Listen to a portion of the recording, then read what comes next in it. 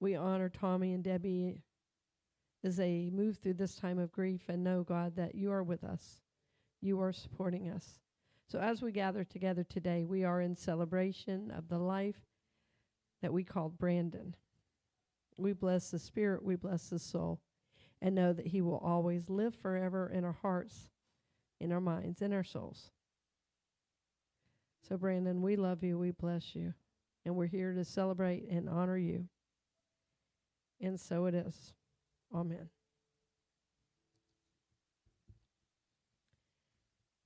So on behalf of Tommy and Debbie, I welcome you all to this holy and sacred occasion today.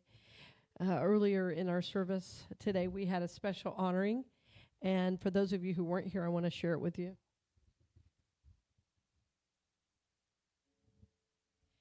Brandon served on our AV team, so we're going to have this special plaque with the accompanying picture back there in the AV booth. He was friends with Rory and the team back there and did a great job. He also helped with our kids some on Sunday. Whether I wanted him to or not, he did that.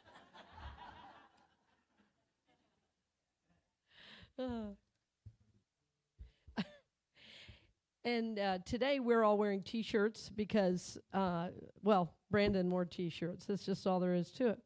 And we had a special T-shirt Sunday, and I said, of course, this is the day. I'm sure Brandon was tapping on my shoulder and telling me to do it. All the T-shirts you see around are on purpose. Those are Brandon's. Yeah. So you saw them as you came in and here. So we all wore our T-shirts today.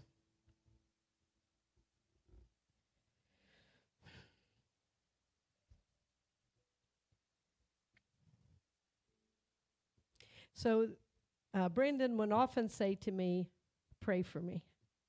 Pray for me. Yeah. Will you say that to the person next to you? Pray for me. So there's a poem called Pray for Me. I feel like Brandon led me to it. It says, so pray for me. Will you do it for me? To take away my angst, to stop my depression, to keep me from anxiety. Would you do it for me? To fix my broken heart, to bring back my loved ones, to turn my foes into friends. Would you do it for me? Would you pray for me? To put an end to my curse, to sell me a pack of chances, to bless my life with a success. Would you do it for me? Would you pray for me to wash off these sins of mine?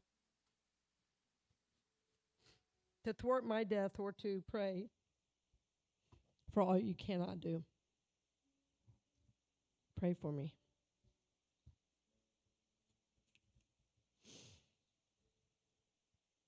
So as is customary, I'm going to read a little bit about Brandon's life as you continue to see the pictures.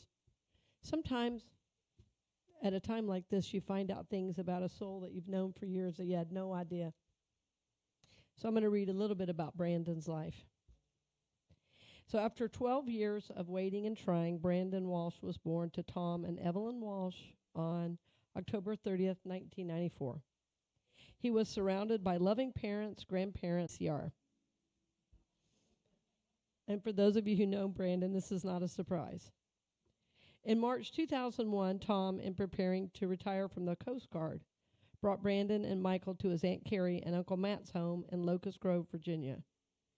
Brandon finished kindergarten, then he and Michael were picked up and taken to Fort Myers to live with his grandparents until Tom's retirement. After living in Fort Myers for 2 months, Brandon, Michael, and Tom moved to Clearwater, Florida. He was in a stable home, stable environment, and enjoyed going to the beach, to Sunday school at Palm Harbor, and enjoying the people around him. He and Michael joined the Cub Scouts and built and raced a Pine Derby racers with his dad's help. Brandon enjoyed his time in Boy Scouts and going to school. He was smart enough to discover the cure for cancer. Sadly, he was diagnosed with bipolar disorder at the age of 7. He was in and out of rehab facilities.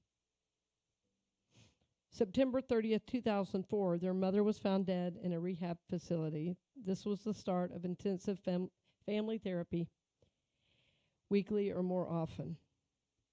Ongoing family therapy continued. Numerous psychotropic medications tried and failed Brandon.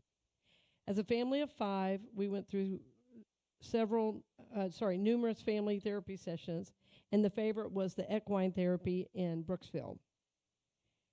We had home therapy, intensive office therapy, and as he grew older, Brandon found the only